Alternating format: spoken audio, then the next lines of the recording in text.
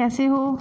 उम्मीद है मुझे कि आप घर में सुरक्षित हो। हर बच्चों, मैंने पिछली कक्षा में आपको एक एक्टिविटी खेल के तौर में दी थी। आपको उम्मीद है बहुत मज़ा आया होगा उसे खेल कर।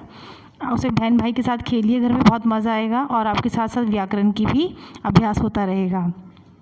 आज हम करेंगे बेटा विशेषण। पाठ आपका व्याकरण से 12 है ये। और विशेषण नाम से ही देखो हम पढ़ते आ रहे हैं। विशेषण क्या होता है? विशेष, किसी चीज़ की विशेषता, है ना। जैसे हम कोई चीज़ हमारे पास है, वो कैसी है, अच्छी है, बुरी है, इस चीज़ का पता हमें किससे लगता है? विशेषण से लगता है। और आज का हमारा विषय रहेगा विशेषण। विशेषण क्या होता है बेटा? जिसके अंदर हमें, जब हम बाहर कहीं घूमने जाएं, चलो ये यहीं से लगाते हैं कि कोई छोटा कोई दृश्य आप देख रहे हो, आपको बड़ा अच्छा लग रहा है, ट्रेन से जा रहे हो कहीं से, तो आप कहते हो वाह कितना अच्छा है। उस चीज़ की क्या है वो? आप क्या कर रहे हो? तारीफ़ कर रहे हो, यानी उसकी विशेष बात बता रहे हो। कोई मंदिर देखा आपने, बहुत सुंदर है, बहुत अच्छा था मंदिर वो, तो उसकी क्या बता रहे हो? विशेषता। अब किसी की बात करते हैं कि वो बहुत लंबा है, वो बहुत मोटा है, तो ये सब हम किस चीज़ के अंदर बात करते हैं? विशेषता के अंतर्गत बताते हैं।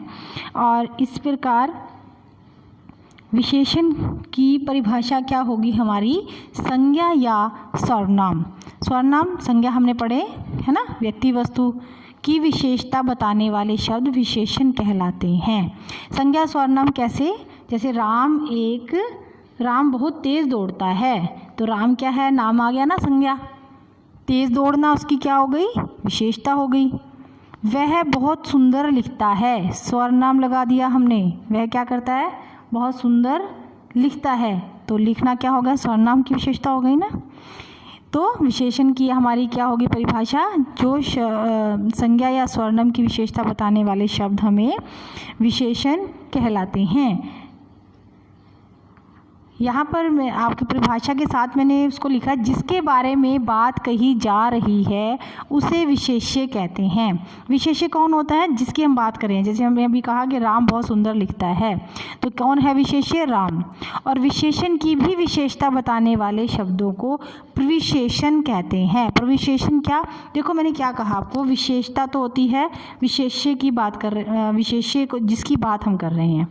राम सुंदर लिखता है, यानी हम विशेष्य कौन हुआ? राम, और उसकी क्या है? सुंदर लिखना विशेषता है। लेकिन अगर मैं कहती हूँ विशेषण की भी विशेषता, उसे हम क्या बोलते हैं? बताने वाले शब्द जो होते हैं वो प्रविशेषण होते हैं। मैं कहती हूँ राम बहुत सुंदर लिखता है, मैंने सुंदर के साथ क्या लगाया? बहुत, यानी कि बहुत सुंदर लिखता है। तो विशेषता उसकी क्या है? सुंदर लिखना। और बहुत क्या है? उस विशेषता की विशेषता, उसे हम प्रविशेषण कहते हैं। अब आपके पास 3 प्रश्न बन गए। विशेषण किसे कहते हैं? किसी व्यक्ति वस्तु स्थान की विशेषता बताने वाले शब्दों को विशेषण कहते हैं। दूसरा प्रश्न बनता है विशेष्य किसे कहते हैं?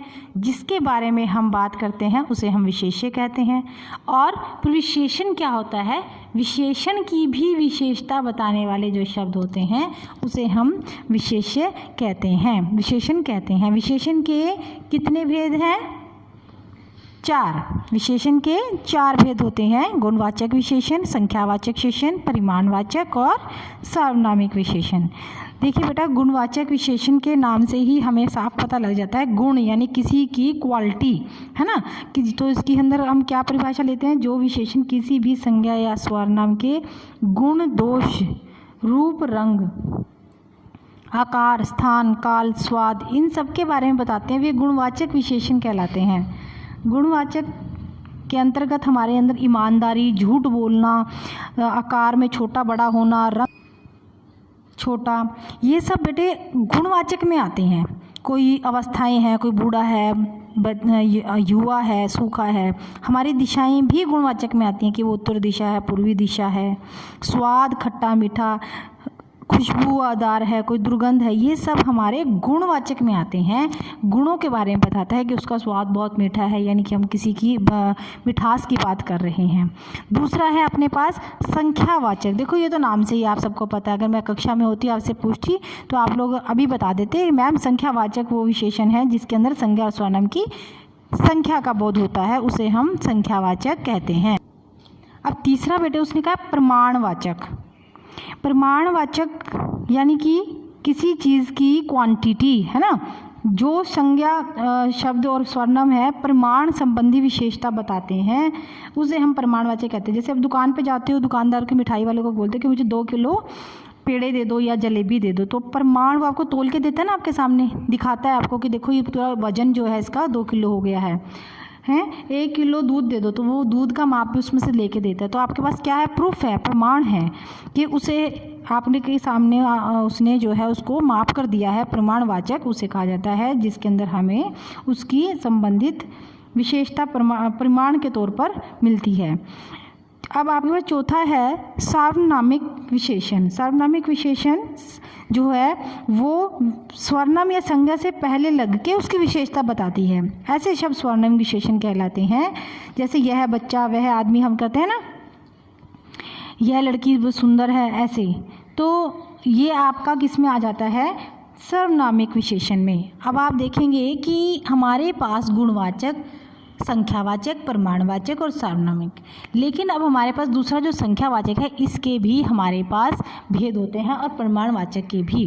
देखिए यहाँ पर परिमाणवाचक है, परिमाणवाचक के 2 दिए हैं उसने, निश्चय परिमाणवाचक और अनिश्चय परिमाणवाचक। निश्चय और अनिश्चय परिमाणवाचक के अंदर यह है कि निश्चित परिमाण, देखो मैंने परिमाणवाचक में आपको बताया था प्रूफ, आपके सामने 2 किलो दूध उसने दिया या 2 किलो फ्रूट दिया, आपने देखा, उसको तोला, उसका भार आपने देखा। निश्चित परिमाण आपके सामने था तो वो आपको पक्का पता है कि ये 2 किलो, आप आगे भी किसी को कह सकते हो।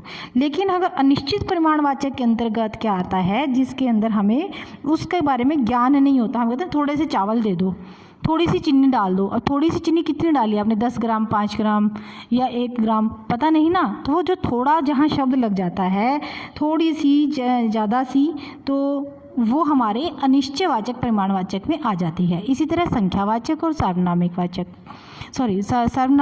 संख्यावाचक के अंतर्गत निश्चयवाचक संख्या और अनिश्चयवाचक संख्या। सार्वनामिक एक ही रहेगा, इसका कोई भेद नहीं है।